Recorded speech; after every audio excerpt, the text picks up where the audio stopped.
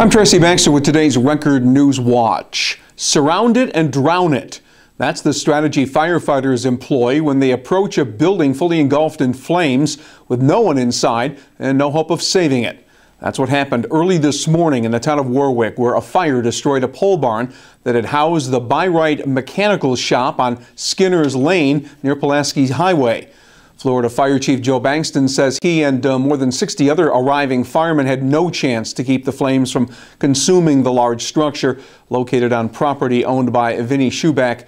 There were no reported injuries from the three-alarm fire, and the blaze destroyed all the contents of the building, including a car and barrels of oil that exploded in the intense heat.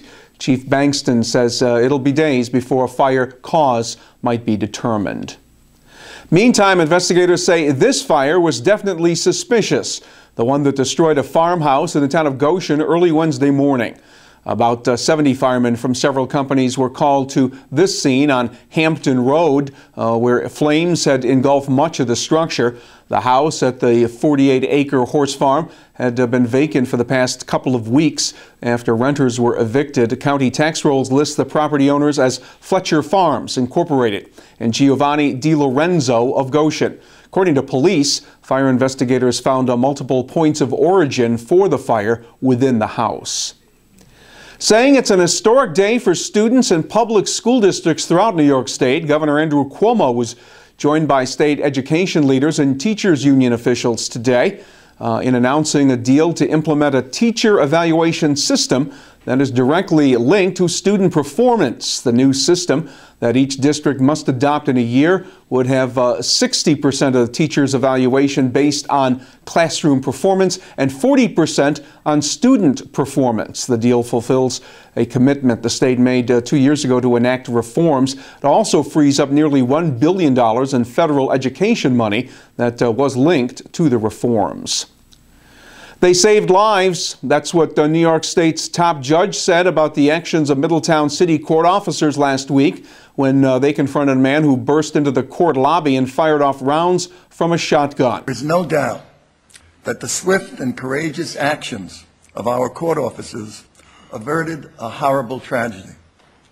The extraordinary efforts of Sergeant Robert Cowell and court officers Michael Matheson, Scott Truex, and Michelle Lynch saved the lives of many innocent people in the courthouse that day. I want to personally express my great appreciation and thanks to each of these officers for their dedication, professionalism, and heroism. Chief Justice Jonathan Lippman's comments came during his State of the Judiciary speech this week in Albany. Gunman Tim Mulqueen was shot and killed in the incident. Grand jury's looking into the circumstances surrounding the encounter. State police say he was using a spoofing application, a device that can alter and disguise the voice and number of a phone caller. Investigators say that's how Paul Biagini made a series of threatening calls to his ex-girlfriend and her family. The 21-year-old Washingtonville resident now faces charges of aggravated harassment and stalking. A temporary order of protection was issued, barring Biagini from making any contact with the victim or her family. State police say written phone records from the spoofing company led them to the suspect.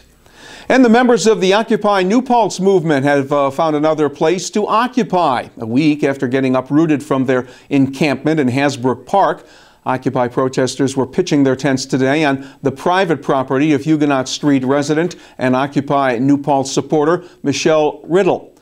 Besides continuing to show their displeasure with corporate greed and joblessness, the participants say they'll also hold an art show at the site.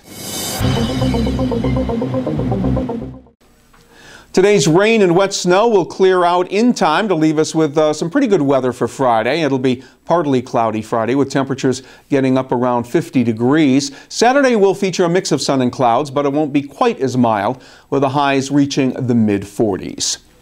Keep abreast of what's happening throughout the day right here at Record Online and get a complete wrap-up of news and features in tomorrow's Times-Herald Record. For Record Newswatch, I'm Tracy Baxter.